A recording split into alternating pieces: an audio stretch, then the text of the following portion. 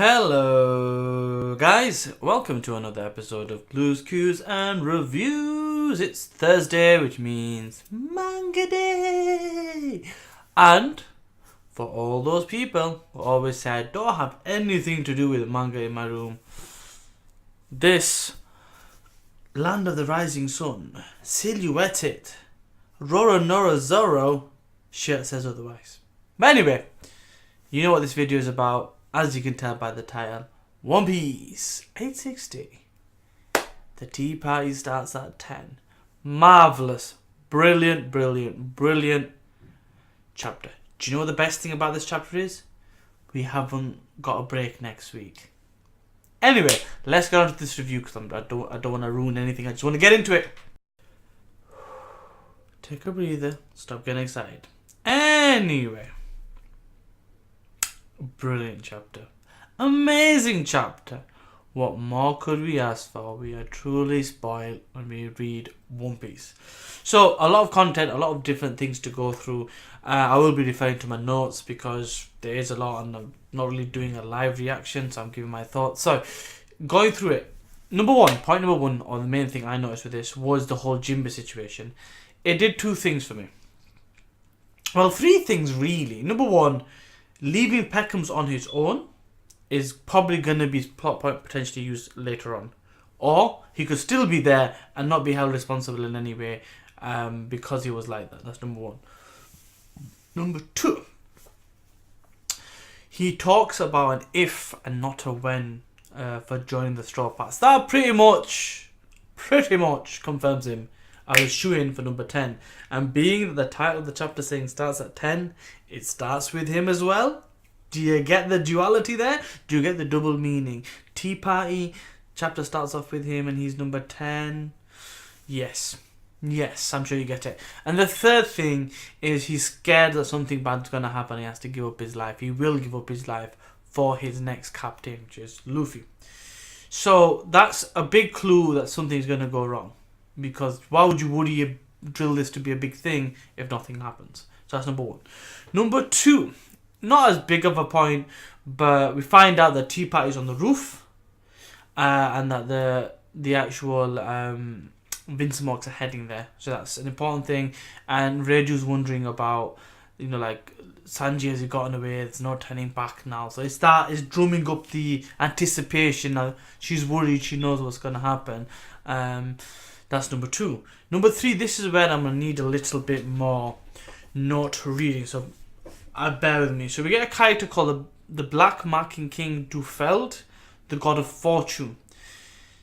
He's going to be key, I think, later on. Because for some reason, these characters have been introduced. Although they might not necessarily help Big Mom in any way, I think them being here is going to be a big deal. So that's the important thing.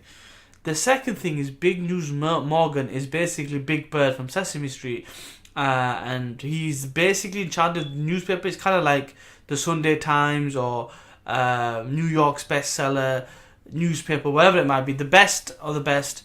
The news outlet for this world, he runs it. Again, it's not really going to impact Big Mom because we don't know if he's a fighter or not, but he's influential. So let's say Luffy makes his big approach, big appearance, big action, and leaves an impression with this guy. That influence is going to affect how the newspapers talk about him in a positive and inspirational, in a negative light. Remember, they're not with the Navy. They're not with the world government, technically. Okay, it's controlled. There's corruption there. But this could sway that. So that's important. Then we get to the shipping magnate Ume. Now, again, there's a line with shipping in there, but we're not going to get into that. His role may be important because it's to do with ships. I mean, he might ship parts, he might have something to do with the ancient weapon Pluton, he might even have knowledge on the Pirate King's ship. Important thing, there is a ship magnate, so you'd know interesting things about that.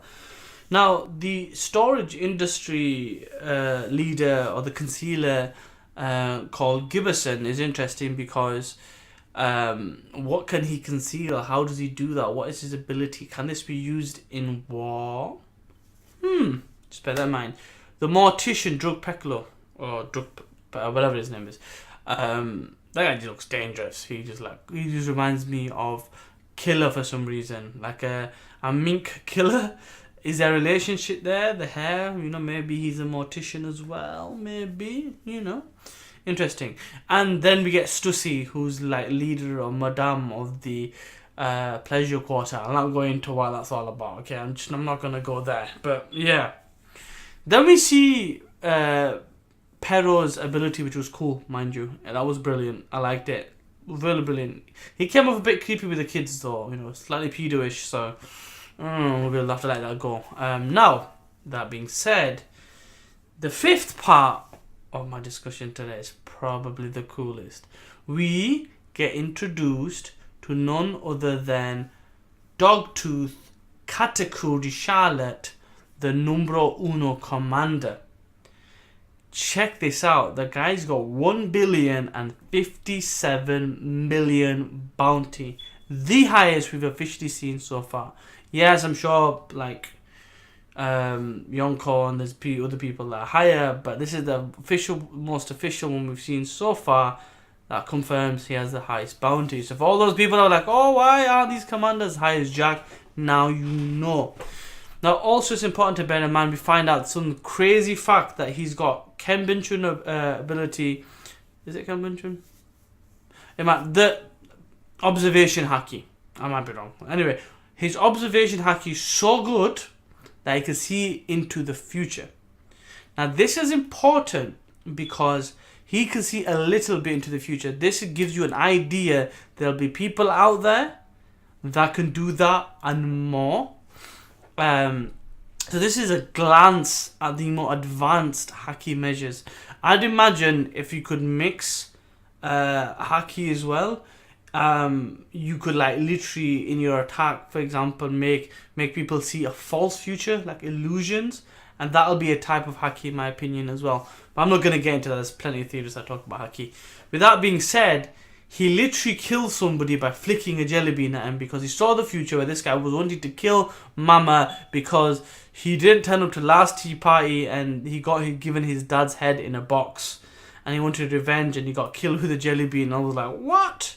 That tells me he's good at armament haki and he's good at observation haki. Now, if you look at all the different characters, right, all the three commanders that we've seen so far, Cracker was a armament haki specialist. Katakuri or Dogtooth is a observation haki specialist. Does that make Smoothie a armament and a kings or conquerors haki specialist? I don't know. Maybe she's a devil fruit user that's really good at that. It's just interesting that they've got that. It kind of, if you add the parallels to it, if you look at the top dogs for the Straw Hats, Zoro is the armament dude who also uses a sword. This guy is a Sanji-esque person. I'm just saying, does he need to start tapping into his observation haki? I think he does. Anyway, we see that he sees the future. He kills this dude, Jigran or Jigra, I think his name is. And then the party starts. The party has started. All hell is about to break loose.